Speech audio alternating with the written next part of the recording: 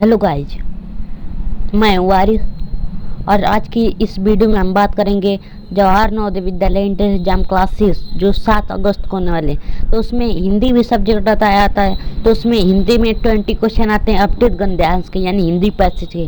तो चलिए हम 20 क्वेश्चन देखते हैं। देखिए आप लोग कितना क्वेश्चन सही कर पाते हैं। तो चलिए, सबसे पहले मैंने आप लोगों को कल एक अनुच्छेद दिया था, पैसेज नंबर 1। इसमें क्वेश्चन नंबर 61 था, पवित्र स्थान पर जाने वाले लोग होते हैं धार्मिक सैर सपाटा करने वाले और पर्यटक। 62, निम्नलिखित में से कौन सा शब्द समानता का परिभाषी है? तो ऑप्शन नंबर ए, आमतौर पर। क्वेश्चन नंबर 63, उस स्थान को पवित्र माना जाता है जहाँ दो या अधिक नदियाँ, 2 से अधिक नदियाँ मिलती हैं। इस कथन में शब्द पवित्र का विलोम, यानी पवित्र का उल्टा शब्द क्या होगा? तो अपावन, ऑप्शन नंबर सी। और क्वेश्चन नंबर 64, लोग गंगा नदी में स्नान और पूजा के लिए आते हैं क्योंकि इसका जल पवित्र, शीतल भी है, साफ और स्वच्छ भी है, स्वास्थ्यवर्धक भी है। लेकिन हमारे गद्यांश यानी पैसेज में क्या दिया है? पवित्र, तो हम पवित्र मानेंगे। उसके बाद क्वेश्चन नंबर 65, लोग तीर्थ यात्रा पर जाते हैं क्योंकि वो धार्मिक होते हैं। उसके बाद देखिए, इसमें उत्सुक, खोजी, ये सब नहीं होगा, धार्मिक होगा। चलिए कुछ अनुच्छेद 2 देखते हैं, पैसेज 2। अजीत का जन्मदिन था, उसके सभी मित्र और संबंधी एकत्र हुए थे। उसे कई भेंट मिली। भेंट यानी जैसे दिया जाता है दूसरों को, वही। उनमें किताबें, खिलौने और कपड़े थे। अजीत की चाची ने उसे एक आश्चर्यजनक भेंट दी। वह था गुलाब का एक पौधा। उसकी चाची ने एक गुलाब का पौधा दिया। अजीत को चाची की भेंट सबसे अधिक पसंद आई और वो भागकर बगीचे में गया और वहाँ उसे रोप दिया। यानी गुलाब के पौधों को बगीचे में ले गया और वहाँ पर उसे लगा दिया, यानी रोप दिया।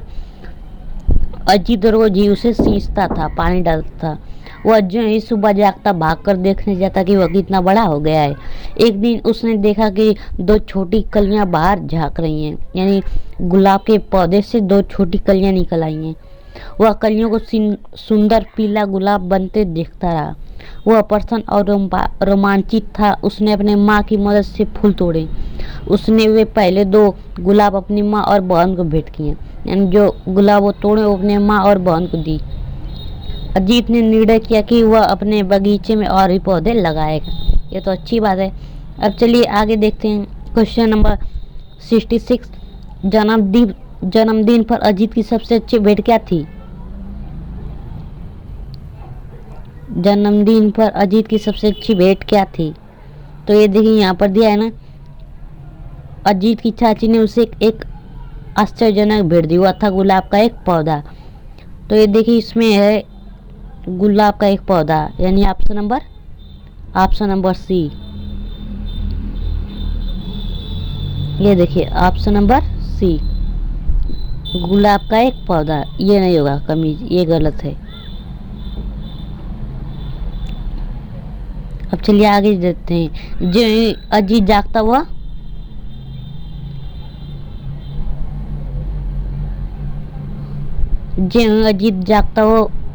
चलिए ये देखते हैं क्या करता। तो ये देखिए, जो अजीत जागता वो यहाँ पर देखिए दिया है। वह जो है सुबह जागता भागकर देखने जाता कि वह कितना बड़ा हो गया है। तो इसका देखिए, जो अजीत जागता पढ़ना आरंभ करता, पौधों की ओर दौड़ता, स्नान करता और स्कूल चला जाता। तो इसका देखिए ऑप्शन सी नहीं होगा, ऑप्शन नंबर बी होगा। और चलिए आगे देखते हैं, पहले गुलाब में कितनी कलियां आई थी? तो ये 2 आई थी, ये सही है। अब चलिए, अजीत ने पहले 2 गुलाब किसे भेंट किए हैं? मित्रों को, चाची को, माँ और बहन को, और माँ और चाची को, तो माँ और बहन को। अब चलिए इसके आगे क्वेश्चन नंबर 17, रोमांचित शब्द का अर्थ क्या है? तो इसका उदास, उत्तेजित, भयभीत या चकित। तो इसका होगा ऑप्शन नंबर बी, उत्तेजित। अब चलिए अनुच्छेद 3 देखते हैं, अपने बीजों, छाल और पत्तियों के औषधीय लाभों के कारण नीम के वृक्ष को गांव का औषधालय कहा जाता है। संस्कृत में से अरिष्ट कहते हैं। यानी संस्कृत में इसे क्या कहते हैं, अरिष्ट कहा जाता है, जिसका अर्थ है निर्दोष, नष्ट न होने वाला और पूर्ण कीटों के नियंत्रण में नीम का तेल महत्वपूर्ण भूमिका अदा करता है और इसका उपयोग मच्छर प्रतिरोधक के विकल्प के रूप में भी किया जाता है। नीम के बीजों की खली उर्वरक के रूप में प्रयुक्त होती है। नीम की पत्तियों का लेप चेचक की चिकित्सा में काम आती है। नीम की टहनियाँ, जिन्हें सामान्यतः दातुन कहते हैं, गांव में दांत के ब्रश के रूप में प्रयुक्त होती है। मक्खियों और पशुओं की किलनियों पर उनके नियंत्रण के लिए छाल और जड़ों का उपयोग भी चूर्ण के रूप में होता है। तो देखिए, ये हमने पैसा नंबर 3 को पढ़ लिया।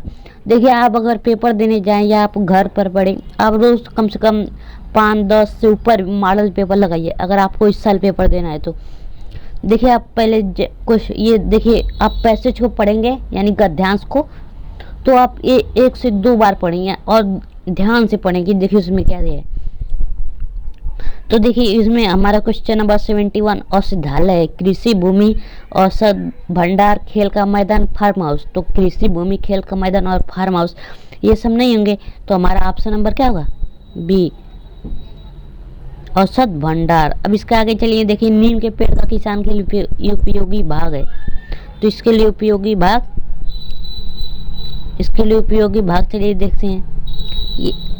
ये देखिए, अपने बीजों, छाल और पत्तियों के औषधीय लाभों के कारण नीम के वृक्ष को औषधालय कहा जाता है। संस्कृत में से कहा जाता है, जिसका अर्थ है निर्दोष, नष्ट न होने वाला और पूर्ण कीटों के नियंत्रण में नीम का तेल भूमिका। इसका उपयोग मच्छर प्रतिरोधक के विकल्प में किया जाता है। नीम के बीजों को खली उर्वरक में प्रयोग।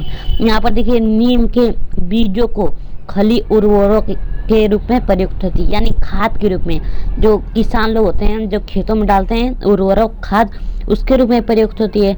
तो यहाँ पर हो जाएगा, यहाँ पर देखिए कहाँ है, हाँ, क्वेश्चन नंबर 72, नीम के पेड़ का किसान के लिए उपयोगी भाग है। तो ये बीज है, इससे हमें उस खाद मिलता है, उर्वरक।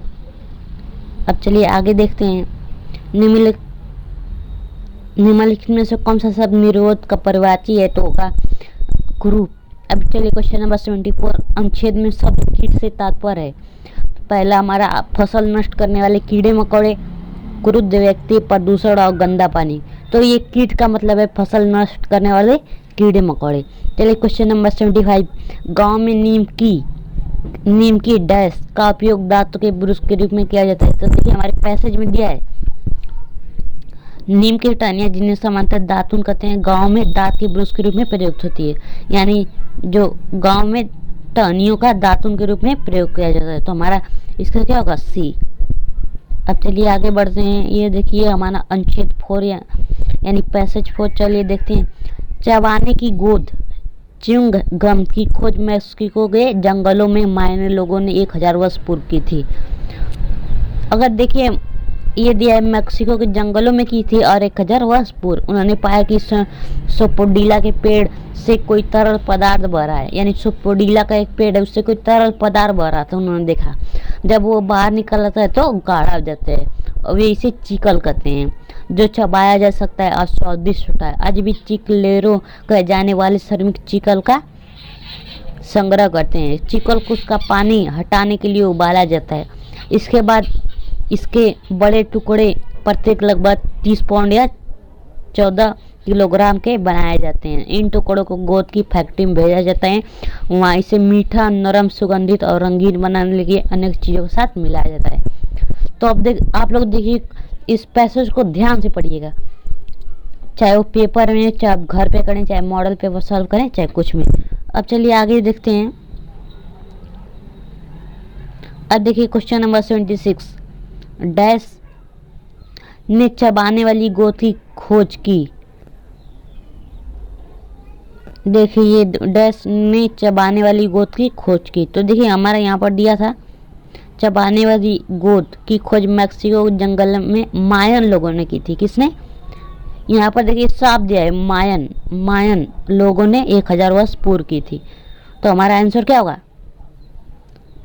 हमारा 76 का आंसर होगा मायन।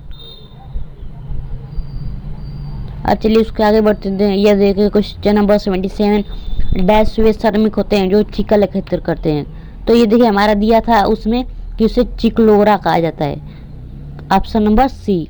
अब चलिए आगे बढ़ते हैं। चिकन के बड़े टुकड़े कहाँ भेजे जाते हैं? तो उसमें दिया ही था कि गोद के फैक्ट्री में। ऑप्शन नंबर बी, गोद के फैक्ट्री में भेजा जाता है। अब चलिए इसके आगे देखते हैं क्वेश्चन नंबर 79। चिकन में बहुत से पदार्थ निम्न सभी के लिए मिलाए जाते हैं। आखिरी लाइन में दिया था सिवाय के लिए, किसके लिए ये सब पदार्थ मिलाए जाते हैं? तो वो पहले वो गाढ़ा होता है तो उसमें पदार्थ मिलाए जाते हैं, तो हमारा ऑप्शन नंबर सी। अब चलिए हम क्वेश्चन नंबर 18 देखते हैं। इस अनुच्छेद के लिए उपयुक्त शीर्षक चुनिए।